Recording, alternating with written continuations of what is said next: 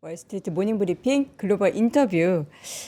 이분을 새벽에 자주 모실 수밖에 없는 이유는요. 여러분들이 지금 너무나 포모 오신 분들이 많아요. 반도체 주식 지금 사도 돼요. 제가 대놓고 여쭤보겠습니다. 유니스토리 자산운용 김장렬 본부장과 함께합니다. 본부장님 어서 오세요. 네, 안녕하십니까, 김장렬입니다. 네. 그러니까 이전부터 늘 우리 본부장님과 함께 반도체 주식을 공부하고 반도체 주식을 투자하고 그런 분들도 많이 계시지만 이거 너무 올랐는데 내가 사면 고점 아닌가 싶어가지고 아직도 못 사셨다는 분들이 오늘 또 유독 많이 채팅창에 등장을 하시더라고요. 네. 제가 대신해서 여쭤보겠습니다.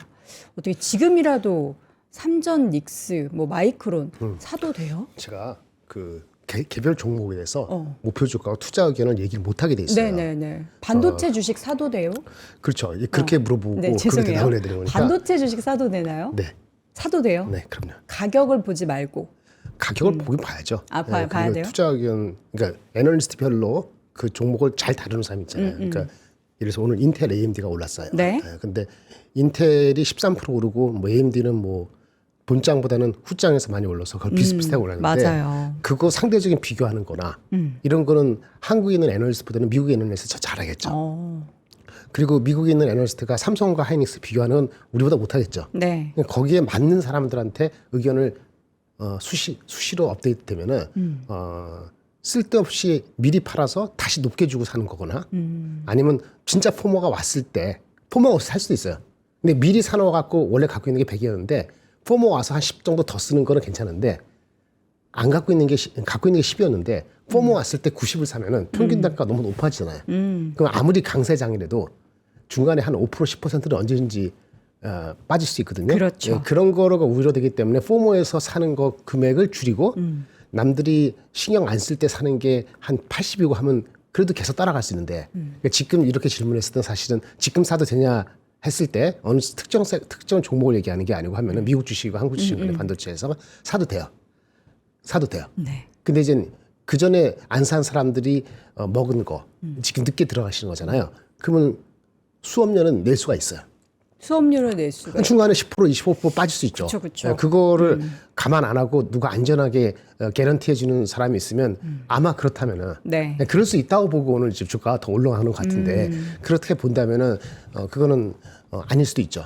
그러니까 무슨 얘기냐?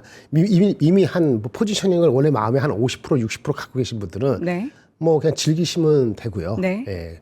아까 그 명석 씨가 얘기한 것처럼 밸류에이션 상으로 여유가 있는 섹터는 나중에 10% 15%가 중간에 빠지더라도 더 갔다가 빠질 수도 있잖아요. 그래서 오늘 결론을 말씀드리면 아까 명석 씨가 얘기했는데 그나마 애널리스트 출신의 김장렬이가 얘기 드릴 수 있는 게 우리 제 구독 서비스 하시는 분은 아침에 일찍 일어나셨으면은 오늘 또 올리셨어요? 사실 김장렬의 일찍 일어나셨으면은 6시 이전에 일어나셔서 이거 보셨을 것 같은데 오늘은 인텔의 날 급등. AMD는 실적까지 해서 시간 앞에서 급등. 네. 턴어라운드 주식, CPU, 파운드리 다 아는 거고 네. 엔비디아는 TSMC 빠졌어요. 네. 대조적이죠. 오늘 반도체 sek터가 전체적으로 4% 나왔는데 대장주인 엔비디아와 TSMC는 물론 시간에서 약간 올리긴 했습니다만 대체 1% 이상 빠졌거든요. TSMC가 빠진 건 아무래도 또 인텔. 인텔과 삼성의 파운드리를 조금 그렇지. 이제 네. 근데 넘겨준 게 아니라 TSMC가 이제 고간 다 찼잖아요. 너무 힘들어서. 너무 많아서. 예. 여유가 없어. 그러니까요. 김장렬이가 서버 서비스하는 게 한 5만 명이 돼야 되는데 손이 부족해서 이제 5천 명밖에 커버 못하는 거야. 아마 제가 문을 닫을 수도 있어요. 왜냐면 더 이상 제 서버가 안 돼서. 너무 많으면 또 피드백도 많이 GPU가 줘야 안 돌아가서 CPU 어시스턴트가 없으면 못하는 지경에 올 수 있거든요. 지금 난리 났다면서요. 그러면 GPU 근데 그렇게 갈 때까지 엔비디아 먼저 가잖아요. 그러니까 다음에 이제 어시스턴트 CPU가 너무 중요했어. GPU가 잘 달리려면은 CPU가 너무 필요해. 이걸 인식하면서 CPU가 올라가는 거란 네. 말이에요. 이런 거에 대해서는 흐름이 있는데 어쨌든 간에 그래서 엔비디아 TS는 빠지는데 이거 중요한 건 메모리는 오늘도 급등. 인텔 얘기하지 마세요. 오늘 마이크론은 11% 올랐어요. 샌디스크도 12% 올랐어요. 근데 문제는 아세요? 어저께 각각 다 6% 오른 거야. 그러니까 마이크론하고 샌디스크가 어저께 6% 오르고 하락하는 우리 시장에서도. 쉬었잖아? 6% 오르고 오늘 각각 11% 올랐어요. 또. 그럼 이틀 동안 오른 거는 CP보다 더 오른 거예요. 맞아요. 네, 그런데 결국은 중요한 건 뭐냐? 제가 뭐라고 말씀드리냐면은 과연 오늘 삼성전자하고 하이닉스가 얼마나 오를까요? 여기에 대한 거는 제가 아무리 구독해도 얼마 오른다는 이런 얘기 못 해드려요. 그러면 잡혀간단 말이지. 근데 지금 삼성전자가 컨센서스 이익 기준, 컨센서스라는 게 좀 낮죠. 높은 거 반영. 컨센서스 이익 기준으로 5배 후반. 5배? 5배 후반. 약간 높은 추정이 그거 기준으로는 5배 근처. 하이닉스는 컨센 기준으로 5배 초반.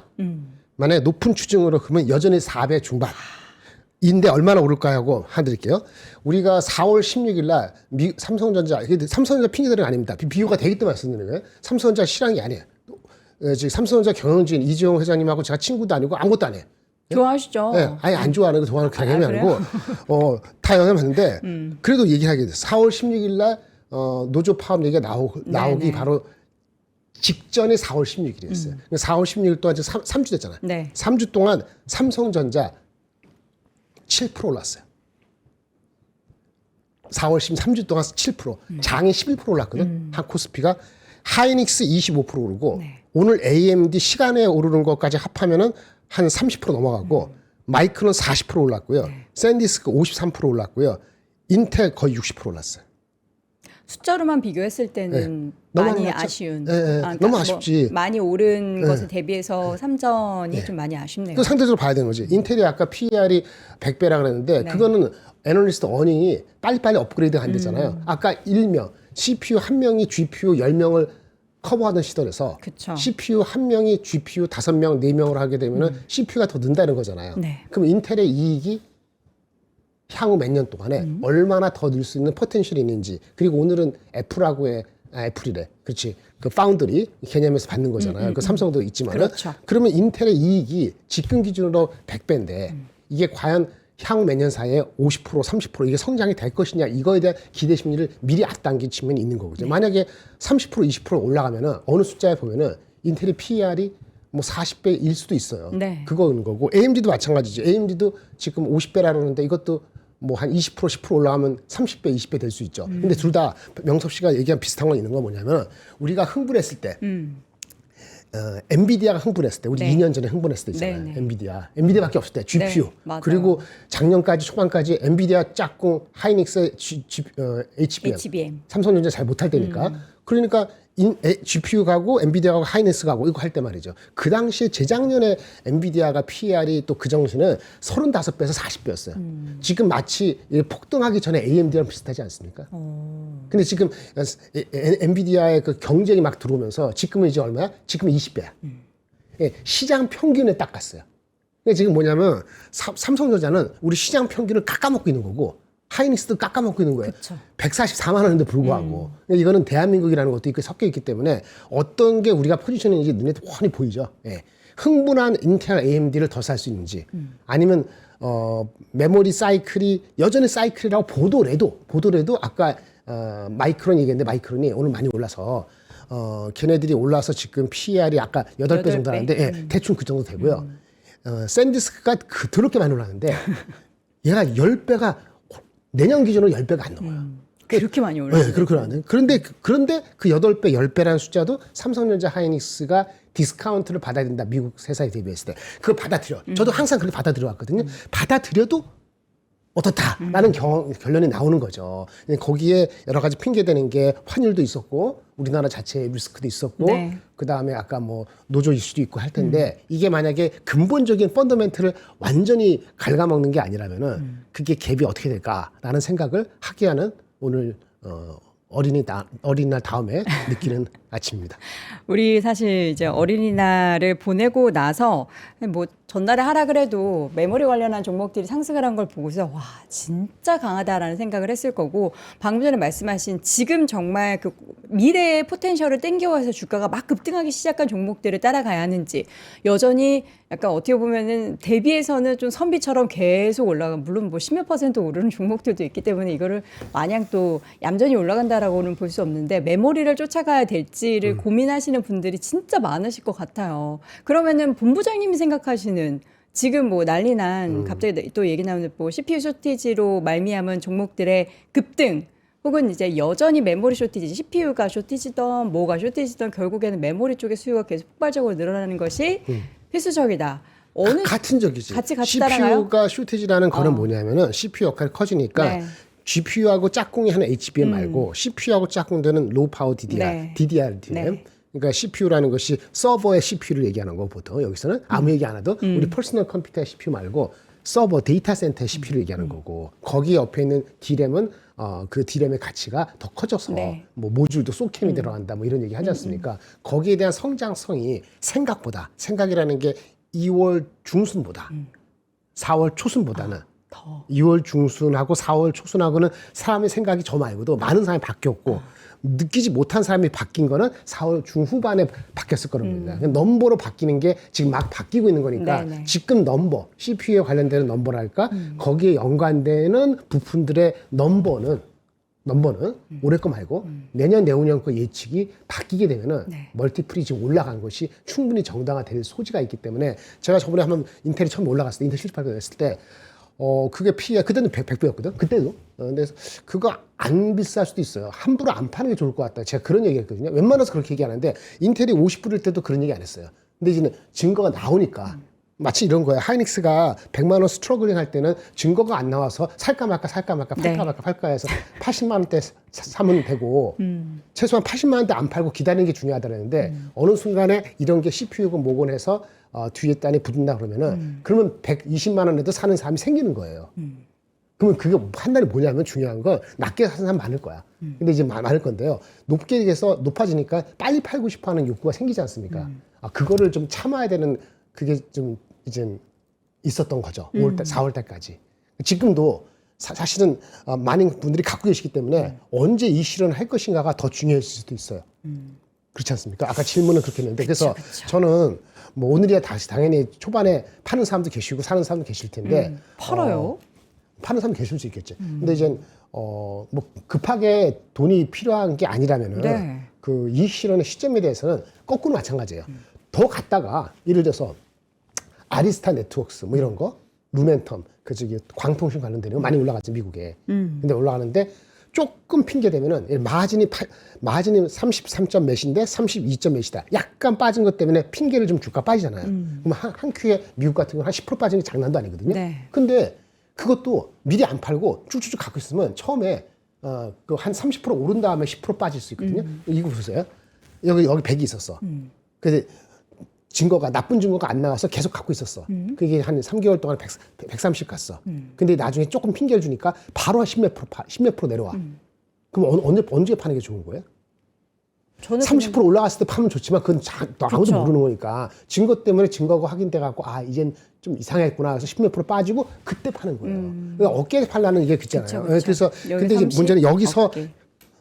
50에서 100이 올라왔다는 것 때문에 100에서 150 갈 수도 있고 120 갈 수도 있고 90 갈 수도 있는데 증거가 안 나오는데 100에서 50에서 100이 나왔다는 그것 때문에 파는 경우가 하고 나면은 나중에 이게 올라갈 때 100에서 130 갈 때 막 급하게 산단 말이에요. 그러니까 갖고 계신 분들이 팔지 말고 한다는 그것은 뭐냐면 내가 얼마나 여기서 100에서 50% 올라 30% 올라갈지 모르지만 나중에 증거가 나와서 내려가더라도 지금의 알파 먹은 거를 다 토해내지 않고 한두 번씩 기회를 준다. 엑시트할게. 이런 거가 있다 그러면 그런 게 연습돼 있는 사람이라면 절대 주가가 50에서 100이 왔을 때 바로 팔지 않아요. 그러니까 인텔도 마찬가지. 인텔이 40, 50달러에서 30, 20달러에서 50달러 갔을 때 팔 수 있잖아요. 근데 그 당시에는 불안하고 증거가 없을 때 그러는데 증거가 확실해졌을 때는 오히려 주가를 안 파는 게 맞을 수도 있어요. 근데 고민되는 거 하나 있지. 인텔이 오늘 지금 108점 얼마거든요? $100 넘었어요, 100점 벌써. 넘었어. 108.1달러인데 애널리스트가 지금 하는데 네. 애널리스트들이 핸드폰 앞에 계세요. 아니 아침에 좀 바빠갖고 써오셨네요. 들어왔는데 목표 주가 얼마예요? 목표 인텔이? 주가가 말씀드리면 가장 높은 게 4월 24일 날 키뱅크에서 한 제가 왜 뱅크하냐 레피테이션 중요하니까 여기 잘 나오는데 시티뱅크에 우리 저기 이세철 전무가 얘기하는 네. 거하고 그 잘 모르는 애널리스트 얘기하는 건 충격이 다르잖아요.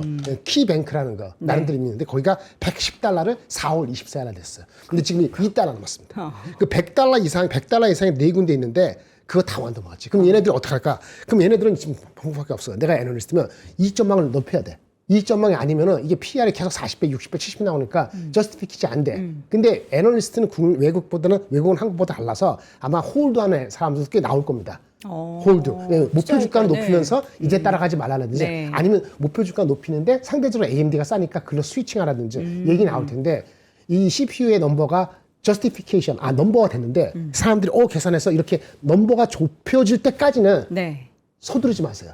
애널리스트 넘버를 좁혀갖고 레인지가 지금은 상상이 안 돼. 100에서 100, 200 얼마인지 모르는데 이 150에서 요 사이에 좁혀지기 전까지 시간이 걸릴 때까지는 주가가 오버슈팅 할 수 있어요. 그걸 미리 팔 필요 없어요. 그러니까 가지고 계신 다 나왔어. 업데이트가 다 됐어. 근데 넘버가 타는 좁혀져. 그러면 이제는 먹을 게 별로 없는 거야. 왜 삼성전자가 먹을 게 없었냐면은 꼭 노조 때문에 그 이슈가 아니고 사람들이 너무 많이 알아. 너무 많이 들어갔어.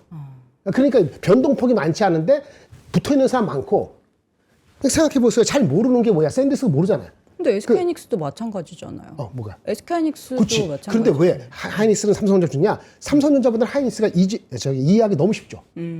복잡한 거 없잖아요. 사업이 단순하게 단순하지. 반도체니까. 예. 그리고 만약에 하이닉스가 시가총액이 1등이 되잖아요. 네. 한국에서. 그럼 얘기가 달라져요. 지금 하이닉스와 삼성전자 시가총액 차이가 별로 없습니다. 1.3배밖에 차가 없어요.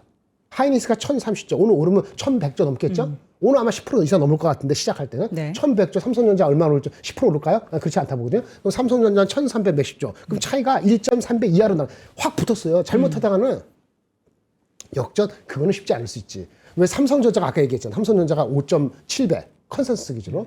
컨센서스 낮은 건데 하이닉스가 5.1배 차이가 10몇 프로밖에 없어요. 밸류에이션 10%밖에 차이가 없다는 거는 사실은 삼성전자가 많이 억누르는 측면이 분명히 있는 거기 때문에 이게 시총이 바뀐다는 게 금방 어렵지만은 만약에 둘 다 올라가서 삼성 하이닉스가 받아서 시총이 조금 바뀐다 하면은 그때부터는 삼성전자 하이닉스가 더 둔해지는 거야.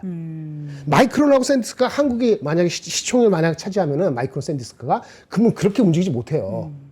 그렇죠. 그러니까 이제 TSMC나 엔비디아 같이 이렇게 올라간 거는 경쟁이 붙으면 잘 안 올라가. 네. 그래서 TSMC하고 엔비디아가 잘 못 가는 거예요. 대신에 갖고 계신 뭐 브로드컴이 간다든지 뭐 이런 식으로 가는 거죠. 그러니까 이게 상대적인 이 회사의 위치가 어디 있는 것도 봐야 되고 이런 걸 보면서 중요한 건 이제는 안 파는 아니면 언제 올라갔다가 내려올 때 어깨가 언제 때 팔 수 있는가 이 생각을 해야 되는 시점.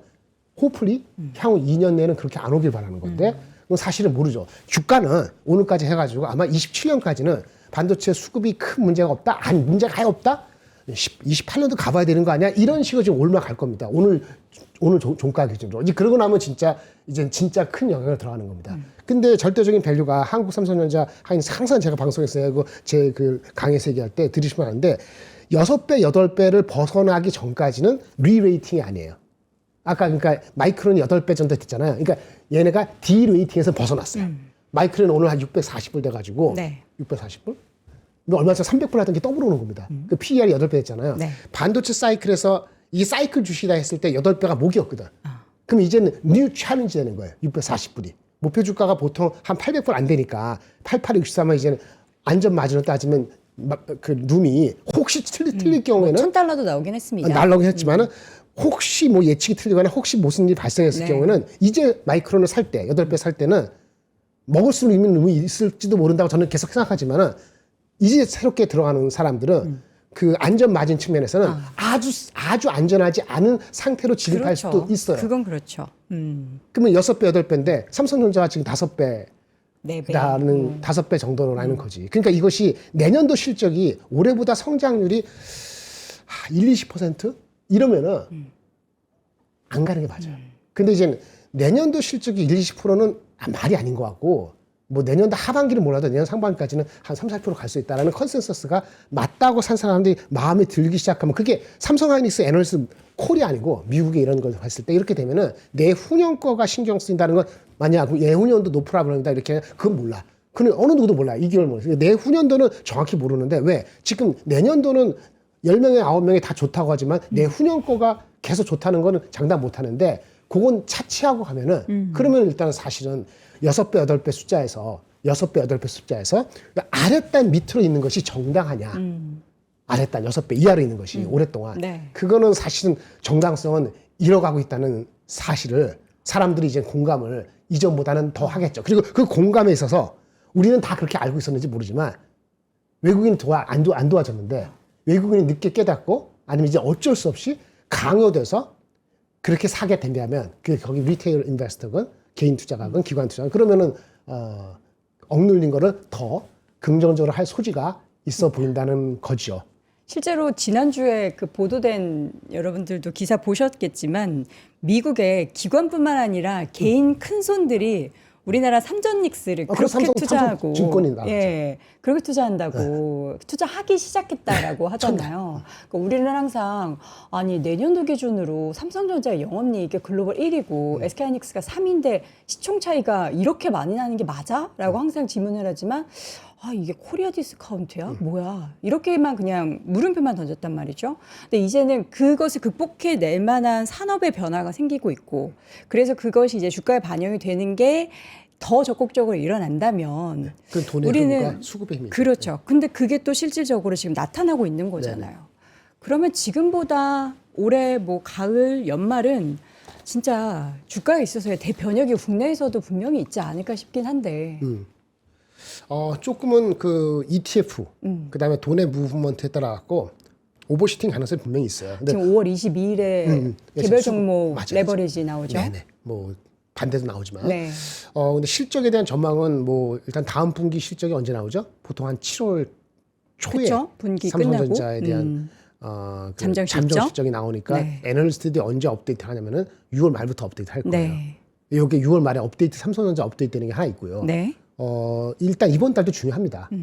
이번 달에 들으면은 5월 중순에 미중 정상회담 뭐 그다음 노조 파워 어떻게 되는가 중요한데 펀더멘털적으로는 5월 22일 날 항상 as usual 엔비디아 실적 발표되죠. 이런 것 포함해서 5월 22일 엔비디아 삼성전자에 대한 2분기 전망에 대한 업데이트 3월 6월 말 이때까지는 아마 그 매크로 이슈라면 지정학적 리스크라든지 뭐 여러 가지 있을 수 있잖아요. 우리가 네. 알고 있지만 그 아는 범위 내에서 크게 나쁘게 변화되지 않는다면 예를 들어서 뭐 또 케빈 오씨가 취임하지 않습니까? 네. 그리고 6월 말이니까 며칠인지 6월 기억이 안 나네. 6월 달에 그 FOMC가 있잖아요. 5월 달 말고. 예. 그때의 어떤 그 스탠스에서 금리가 혹시라도 인상이나 둘 다 열려 있다. 이따 얘기 나오면은 인상 쪽 사람 생각할 수 있잖아요. 주가 올라가면. 그러니까 그런 변수를 제해놓고 이거 중요합니다. 왜냐하면 오늘 뭐 너무 좋은 얘기만 했습니다만 사실은 그 금리 환경이나 이런 그 미국 인플레이션 환경이 그렇게 빨리 녹록하게 좋아지지 않으면은 주가가 올라갈 만큼 또 반대에 풀백이 할 수 있거든요. 근데 그런 거에 대한 게 한 번 정도 있지만 못지않게 엔비디아라든지 하이닉스 삼성전자 실적에 대한 전망이 6월 말까지 있기 때문에 모멘텀적으로는 단기적으로 그렇게 네거티브할 게 별로 남아있지 않은 것 같다라고 말씀을 드릴 수 있겠습니다.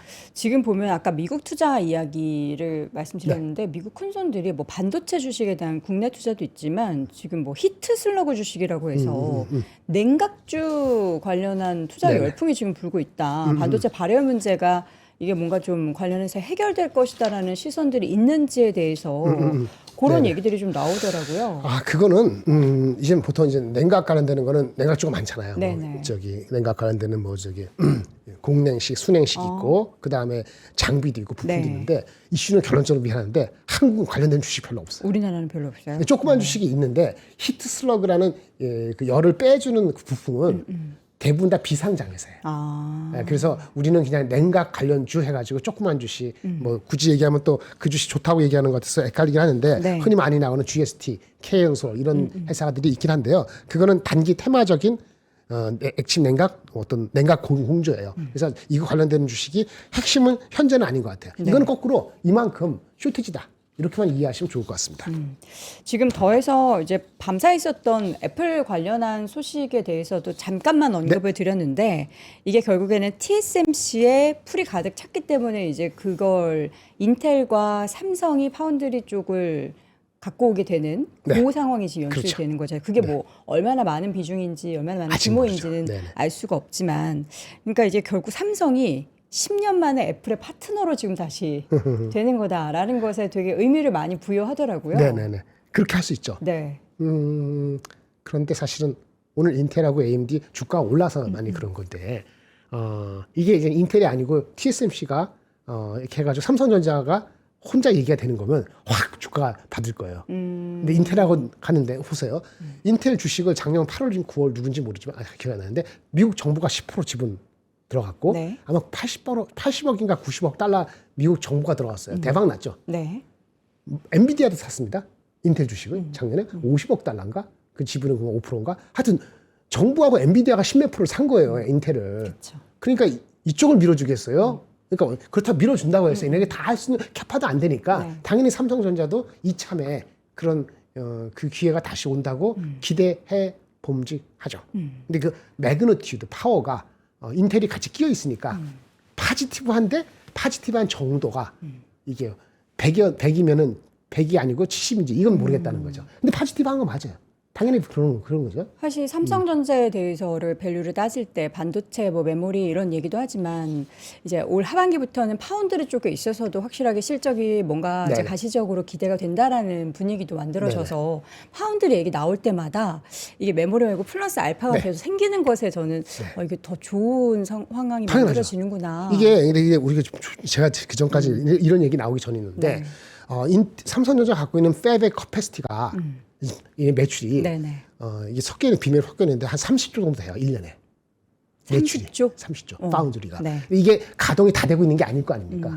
그렇죠. 그쵸. 그리고 2나노나 미세 공정이 더 많이 하고 뭐 수율이 얼마인지 알려져 있지 않으니까 수율이 60%인지 네. 나아졌다고 하는데 네. 그리고 2나노, 3나노, 5나노 비중이 얼마다 있고 2나노, 3나노, 5나노의 뭐 매출 단가가 어떻게 돼서 뭐 이런 식의 정보 봤어요? 못 봤죠? 이건 TSMC는 그 정보가 다 나오거든요. 네. 그러니까 우리는 그렇게 오픈되어 있지 않은 상태고 그러네요. 오픈할 정도 아니니까 미지에 가려있기 때문에 이게 되기만 하면 대박이라는 생각 갖고 있는 거는 충분히 이해돼요. 그런데 기본적으로 지금 매출이 30조라고. 네. 그러면 이제 캐파가 만약에 반 유지되고 있다면 얼마죠? 매출이 100%는 아니니까 네, 네. 한 50조까지 될 수 있다. 이렇게 생각할 수 있잖아요. 그러면 이렇게 보셔야 돼요. 삼성전자의 매출에 파운드리 가려는 게 30에서 50조 갈 수 있다 보고 지금 마진이 마이너스 7%인데 시장에서 기대하는 건요. 이미 내년도에는 한 5% 흑자를 예상하고 있어요. 그러니까 내년도 평균이 1조 5천억 정도로 흑자는 나온다 하거든요. 1조 5천억짜리 파운드리 흑자가 나오고 있고 그건 30조 매출인데 만약에 내년도 숫자가 30조 1조 5천억이라는 5% 영업이익률 1조 5천억 곱하기 몇십 배 해가지고 걔네들의 밸류 아닌 겁니까? 우리 삼성전자 하이닉스가 뭐 TSMC가 뭐 20배 30배 하면 삼성전자 파운드를 20배 30배 주기는 어려울 거 아니에요.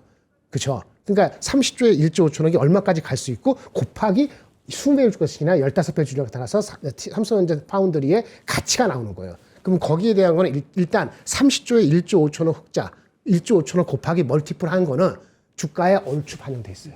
왜? 이미 사람들이 애널리스트 그렇게 얘기했기 때문에. 그런데 지금 이 애플의 이런 거 인텔하고 나눠 갖게 되지만 그다음에 실질적으로 다른 거 이런 거 가능성이 어떻게 붙냐에 따라서 거기에 플러스가 얼마나는 거예요. 근데 삼성전자 시가총액이 이미 1,300조잖아요. 1,300조 1.9 들어있다니까요. 그럼 이게 나온다고 해가지고 이것만 가지고 이게 10% 올라갈 주가냐? 그건 아니라고 내가 말씀드리잖아요. 유감스럽게도. 그렇죠? 예, 파지티브한데 더 확인이 되고 더 하면서 차근차근 만약에 1조 5천억에서 3조 정도 하면 3조, 2조 곱하기 20배 하면 40조. 그럼 원래 잡혀있는 게 얼마야? 그럼 40조가 추가되면 그러면 지금 1,몇백 조에서 3%야 5%야 7%야 이렇게 계산이 되는 게 맞아요. 물론 처음에는 이렇게 안 나죠. 기대가 높으니까 인텔, AMD처럼 갑자기 뭐 확 오버슈팅 할 수 있지만 삼성이라는 덩어리가 다른 게 원체가 크다 보니까 파운드리가 파지티브하지만 파지티브한 게 이것만 가지고 10% 올라간다. 이거는 오버다. 그것 때문에 그 10% 올라갈 때 사는 거는 더욱이 오버다. 뭔 얘기인지 아시겠죠? 예. 그런데 삼성전자가 그거 아니고 노조고 뭐고 해서 하이닉스 대비했을 때 많이 언더돼서 하이닉스랑 갭이 확 붙어버렸다. 많이. 이 측면에서는 뭔가 턴어라운드만 되면은 요 모양 요 꼴이 있지 않을 텐데 그러면 벌써 이미 두 개를 만약에 더 올라가면 이미 7,200은 갔었어야 되는 거예요.